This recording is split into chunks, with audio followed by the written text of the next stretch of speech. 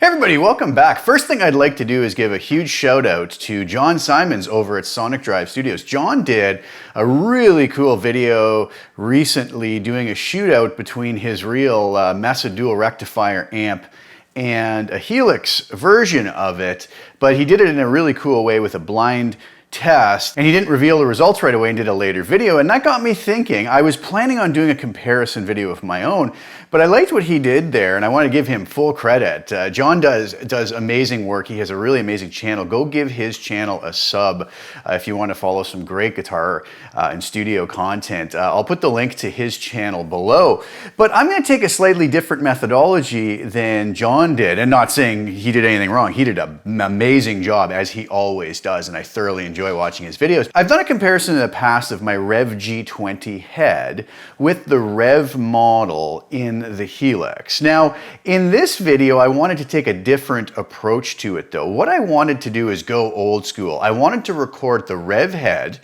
through a real guitar cabinet with a real mic into a real mic preamp and get kind of as nice a sound as I could get without any other post-processing after the fact, and then see if I could, I don't want to say recreate, but see how close I could get to that with the Helix, with no preconceived idea of which amp model I would use, if that makes sense. Just sort of letting my ears be the guide, hearing the tone that I came up with, and then deciding after the fact, how can I get something like this out of the Helix? It doesn't have to be the Revv model. It doesn't have to be any particular amp, just however I can get it with as little tweaking as possible. So I'm not going to reveal how I did everything. That's going to be for the next video where I reveal the results of this blind test. But what I am going to do for you today is play you one of the individual files from this little piece of music I composed for this particular test. So what I actually did is I wrote a little piece of music with Superior Drummer 3 and Toontrack's Easy Bass.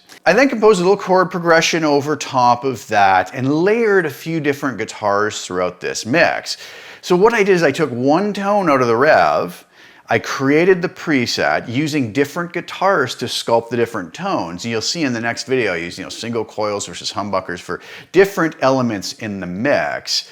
And then I thought I'm going to take that, recreate one of the sounds in the Helix, layer those same guitars. Now what I did do, and it's a very important thing, is I played the guitar part once, plugged directly into my IK Multimedia Axe.io, and just recorded the direct clean guitar into Cubase 11, and then I reamped all the parts through the Revv, and the Revv's not using any cab IRs, no direct signal, it's all mic'd. This is the old school way of doing it. And then I reamped those same tracks through the Helix as well. So you're hearing the identical performance. There's not going to be any variable there. So I thought this would be a really fun exercise. So what I'm going to do is I'm going to play you one of the individual tracks. This is just a mono straight up the center of the entire guitar part that I recorded, and I'm going to cut back and forth between tone A and tone B. Now, it's going to be up to you to decide two things. First of all, I want to know which one you think is the real amp and which one is the Helix. And second thing I want people to guess, if you guys will humor me, is which amp model you think I decided to go with inside the Helix to kind of get close to this tone. Now again, keep in mind, I'm not saying that these are identical. There's no way they could be. I mean, we're talking about, apples to oranges here, right? But I was pretty surprised at how quickly and how close I could get it to something that, let's be honest, would be, in my opinion, usable either way. Both would work really well. So that's the two things. I want you to figure out if A is the real amp or the modeler, or if B is the real amp or the modeler, and also leave in the comments which amp model you think I used in the Helix to get this sound. So I just thought this would be a fun thing. And again, hats off to Jon for doing such a great video with his dual rectifier amp. But I thought it would be kind of cool too in this one, as you'll notice with the sound, is I'm going not for a metal tone, not for anything heavy, but rather for just sort of an edge of breakup tone that I really liked. So without further ado, let's give this a listen.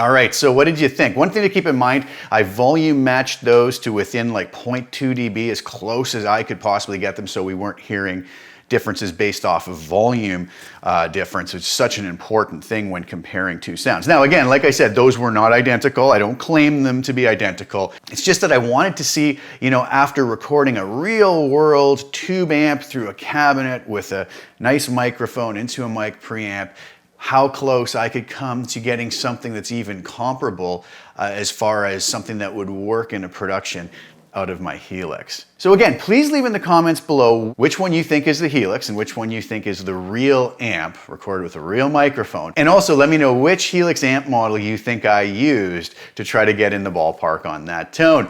And I'm thinking probably early next week, I will put out the reveal video and also do a little performance of the little piece of music so you can hear the whole piece of music and how those guitars worked in the mix, as well as taking you through the details of my methodology to be able to get what I got. So I hope that was enjoyable, and I hope you guys don't mind humoring me with your guesses as to this, and then all will be revealed next week. All right, thanks so much again, guys. Please share this video with anybody you think would be interested in playing along. Please like the video if you don't mind, and also subscribe to the channel and hit the little bell notification to get notified when I do new content. And also go give Jon over at Sonic Drive Studios a view and a sub too for all the great work that he does.